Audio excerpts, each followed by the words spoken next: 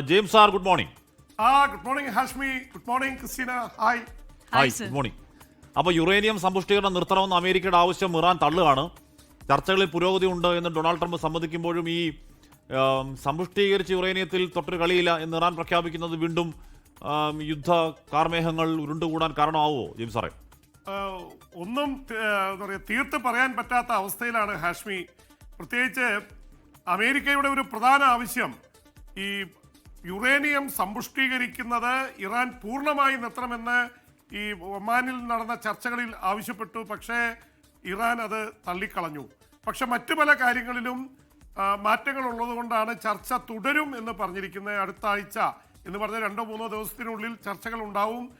ആ ചർച്ചകളിൽ കാര്യങ്ങൾ അറിയാം. എന്തായാലും പെട്ടെന്ന് ഉരുണ്ടുകൂടിയ യുദ്ധത്തിൻ്റെ കാർമേഘങ്ങൾ തൽക്കാലം ഒഴിഞ്ഞു നിൽക്കുകയാണ്. തൽക്കാലം എന്ന് മാത്രമേ പറയാൻ പറ്റുള്ളൂ. കാരണം അമേരിക്ക അറബിക്കടലിലും ഇന്ത്യൻ മഹാസമുദ്രത്തിലും ഇറാൻ അടുത്ത് അവരുടെ നാവിക വിന്യാസം കൂട്ടിയിട്ടുണ്ട്. അപ്പോൾ നാവിക വിന്യാസം കൂട്ടിക്കൊണ്ടിരിക്കുക എന്ന് പറഞ്ഞാൽ അത് വെനുസ്വേലൻ മോഡലാണ്. 1 മാസം 1.5 മാസമൊക്കെ വെനുസ്വേലയിൽ 10-15,000 സൈനികരെയും 10 യുദ്ധക്കപ്പലുകളും, അത് ലോകത്തിലെ ഏറ്റവും വലിയ യുദ്ധക്കപ്പലായിട്ടുള്ള ജെറാൾഡ് ഫോർഡ് അടക്കം കൊണ്ടുവന്ന് ഭീഷണിപ്പെടുത്തിയാണ് ഒരു രാത്രിയിൽ വെനുസ്വേലൻ പ്രസിഡന്റ് നിക്കോളായ് മഡുറോയെയും ഭാര്യയെയും കൊണ്ടുപോയത്. ആ രീതിയിൽ ഒരു ഓപ്പറേഷൻ അവർ പ്ലാൻ ചെയ്തിരുന്നു. ആയത്തുള്ള ഖമനിയെ തട്ടിക്കൊണ്ടുപോകും അല്ലെങ്കിൽ വധിക്കുമെന്നൊക്കെ പറഞ്ഞിരുന്നു. എന്തായാലും അദ്ദേഹം ബങ്കറിലാണ്, തൊടാൻ സാധിക്കുന്നില്ല.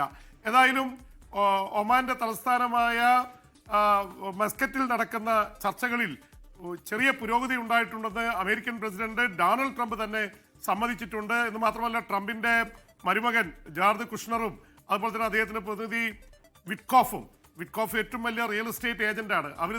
അവരാണ് ട്രംപിന് വേണ്ടി ചർച്ച നടത്തുന്നത്. അപ്പോൾ അതിൽ ബിസിനസ്സും എല്ലാ കാര്യങ്ങളും വരുന്നുണ്ട്. എന്തായാലും കാര്യങ്ങളിൽ ചെറിയ പുരോഗതി ഉണ്ടായിരിക്കുന്നു. പ്രത്യേകിച്ച് സൗദി, ഖത്തർ, ഒമാൻ അടക്കമുള്ള, കുവൈറ്റ് അടക്കമുള്ള ഗൾഫ് രാജ്യങ്ങളുടെ വലിയ ഒരു സമ്മർദ്ദം ഈജിപ്ത്, തുർക്കി, അമേരിക്കയുടെ മേലുണ്ട്. അതുകൊണ്ട് പെട്ടെന്നൊരു യുദ്ധത്തിലേക്ക് പോവില്ല എന്ന് നമുക്ക് പ്രത്യാശിക്കാം. പക്ഷേ ഈ ബാലിസ്റ്റിക് മിസൈലുകളുടെ എണ്ണം കുറയ്ക്കണമെന്നുള്ള വാദം ഇസ്രായേൽ അമേരിക്ക വഴി ഉന്നയിച്ചിട്ടുണ്ട്. അക്കാര്യത്തിലും ഇറാൻ മനസ്സ് തുറന്നിട്ടില്ല. ഇറാനെ സംബന്ധിച്ചിടത്തോളം കുറേ ബലഹീനതകളുണ്ട്. അവിടെ വലിയ പ്രക്ഷോഭം നടന്നതാണ്.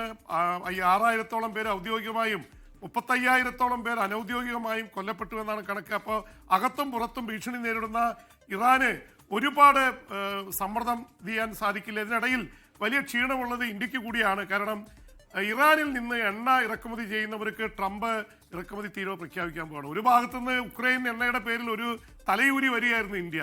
ഇപ്പോൾ ഇന്ത്യയിലെ ചില കമ്പനികൾക്കെതിരെ തീരുവ വരികയും അതുപോലെ മാത്രമല്ല ഉപരോധം വരികയും ചെയ്യുമെന്നുള്ള പ്രഖ്യാപനം വരുന്നുണ്ട്. അപ്പോൾ അതുകൊണ്ട് തന്നെ ഇന്ത്യയെ സംബന്ധിച്ചിടത്തോളം ഇന്ത്യ വളരെ ഗൗരവത്തോടെയാണ് ഈ സംഭവവാസങ്ങളൊക്കെ കാണുന്നത്. ഹാഷ്മി, ക്രിസ്റ്റീന. ലോകത്തെവിടെയായാലും ഏത് സമയത്തും 24 വാർത്തകളും ഓഗ്മെന്റഡ് റിയാലിറ്റി പാക്കേജുകളും എക്സ്പ്ലെയിനറുകളും വിശദമായി കാണാൻ ഞങ്ങളുടെ യൂട്യൂബ് ചാനൽ നിങ്ങൾക്ക് സബ്സ്ക്രൈബ് ചെയ്യാം.